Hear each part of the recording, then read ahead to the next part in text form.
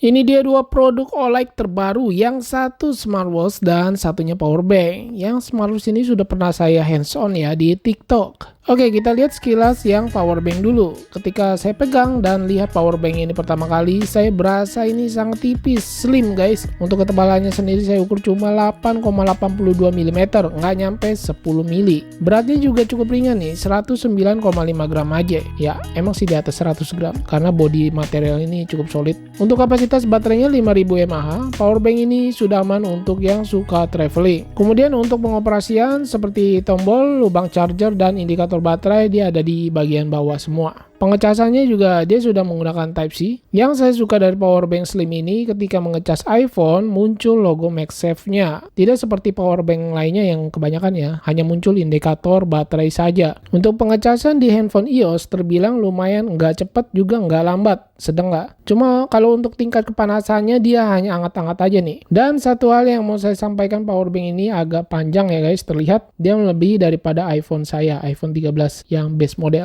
Mungkin kalau kalian pakai iPhone Plus atau Pro Max ini lebih ngepas. Saya udah tes untuk pengisian daya powerbank ini ke iPhone yang baterai kapasitasnya ini 3000 mAh lebih. Bisa dipakai untuk 1,5 kali ya pengecasan. Menurut saya powerbank ini udah cukup oke ya untuk dibawa bepergian karena modelnya yang slim, jadi untuk emergency aja. Untuk harganya juga ini tidak sampai 300.000. Oke, lanjut ke bagian smartwatch. Tipenya ini adalah Lumi R1 dari OLED. Smartwatch yang satu ini saya suka di bagian watch face analognya ini udah ngepel guys, bukan nyapu lagi nih. Dan harganya juga di 300 ribuan kecil. Mantap. Lalu di bagian desain, displaynya ini terlihat sangat amat curve. Teringat seperti smartwatch apa ya yang pernah tayang juga nih di channel ini. Untuk tombol crown ini nggak bisa untuk mengganti pilihan watch face dengan digulir, tapi dia bisa dipakai untuk menggulir naik turunin dia punya pilihan menu. Watch face pilihan dari smartwatchnya juga ini nggak terlalu banyak menurut saya. Strap cukup oke, bagus, dia ada dua penyangga strap, buckle dari logam, berlogo OLED. Untuk ukurannya sendiri saya ukur dia 22 mm lebar strapnya. Jadi kalau kalian ada yang kurang suka dengan model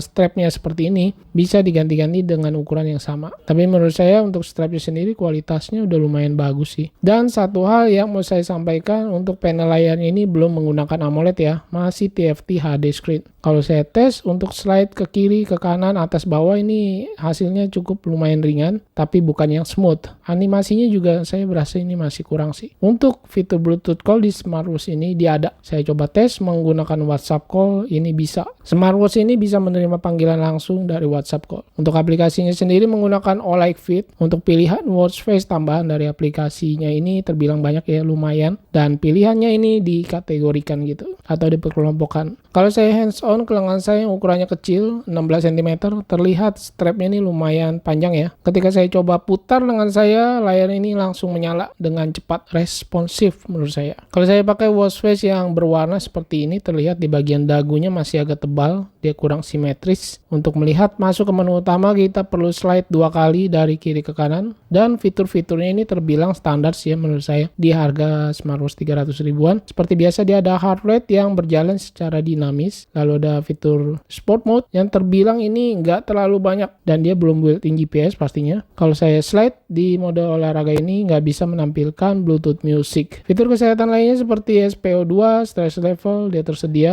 Fitur-fitur seperti cuaca, remote kamera, Bluetooth music, relaksasi, timer, alarm, stopwatch, dan pelacakan siklus kewanitaan juga tersedia. Fitur yang biasa kepake sama saya ini biasanya seperti fine phone, kalkulator, ini kepake ya. Senternya ini saya tes, dia hanya menyala di bagian layarnya aja, tidak ada center fisik. Untuk kecerahan layarnya ini dia belum bisa auto, masih manual aja. Screen time off bisa sampai 30 detik. Nah, untuk tema atau view UI terbilang banyak, dia ada 5 pilihan ya view UI, tapi sayangnya tidak bisa mengganti tema atau view UI ini dengan double klik. Jadi di tombol ini nggak bisa di double klik untuk ganti tema. Untuk kapasitas baterai ini lumayan ya menurut saya, dia ada di 300 mAh. Terbilang awet, bisa tahan berhari-hari ya, saya tes dengan catatan dalam mode standby aja untuk melihat waktu. Dan setting brightness ini juga saya redupkan sampai yang paling bawah. Setting brightnessnya ini paling redup aja, ini masih terlihat jelas ya di indoor. Dan kesimpulannya dari saya untuk kedua produk OLED ini, harganya yang pasti keduanya ini murah ya,